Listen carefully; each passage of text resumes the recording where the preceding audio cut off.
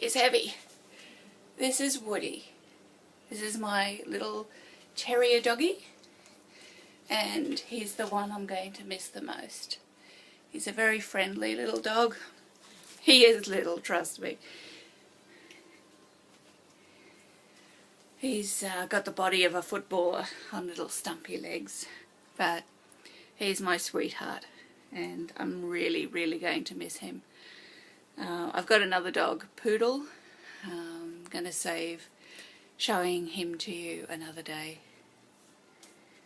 You can go now. Okay. It's only a week to go. This time next week I'll be on the road sorting stuff out.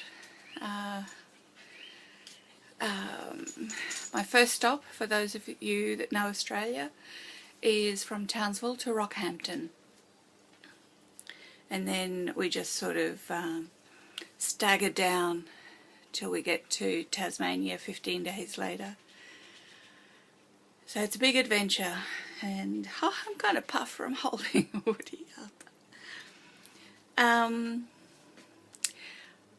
So I'm just really making lots of lists, checking them twice, yes, adding stuff to it. Husband and I are speaking very nicely to each other. I'm very pleased at how calm things are at home, and I'm working out how best to leave this property in a way that best serves him.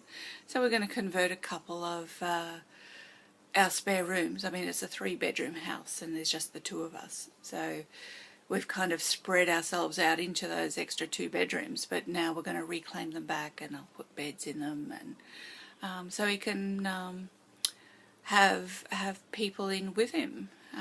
His choice as to who, as to what the arrangements are, it's no problem with me. I want to talk today a little bit about the concept of the sacred feminine. I use that term a lot as well as priestess, which I spoke about yesterday.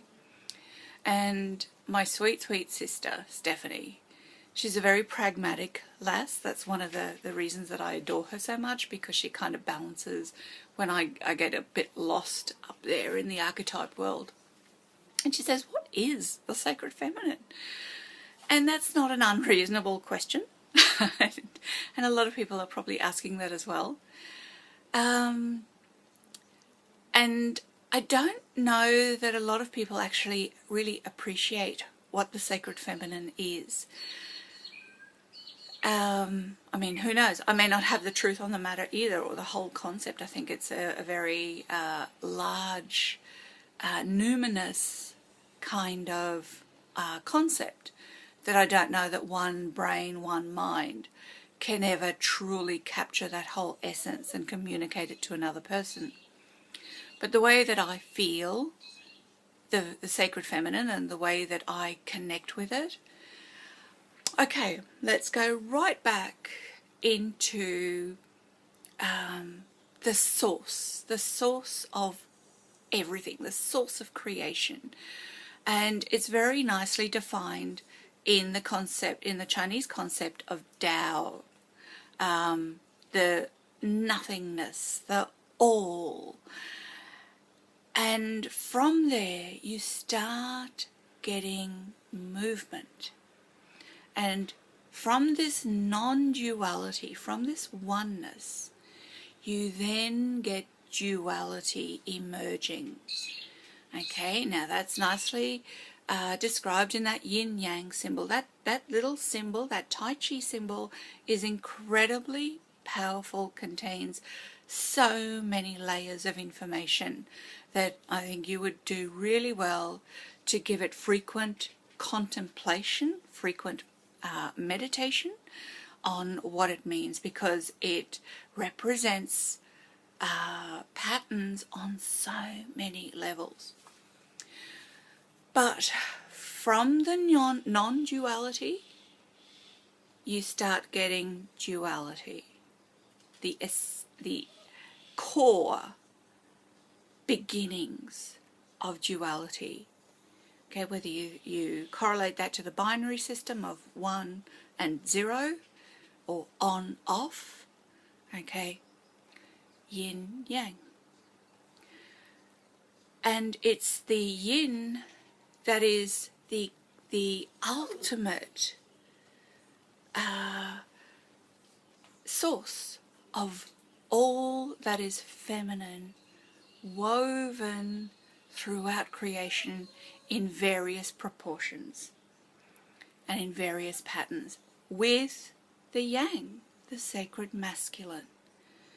Okay, now our brains are the filters for that archetypal energy, and our reality, our physical reality, is at many layers, at seen layers of the world around you that you can touch and that you can process with your senses, but there's also unseen energies like microwaves, television waves. There's so much out there, so many frequencies that scientists can measure but may not fully comprehend or understand, and heaven knows that the universe is full of many more layers of energy that we have no conception of. Now, the sacred feminine is just recognizing and identifying that core of that feminine energy that weaves through nature and acknowledging it. That's the thing. It's been so unacknowledged for millennia.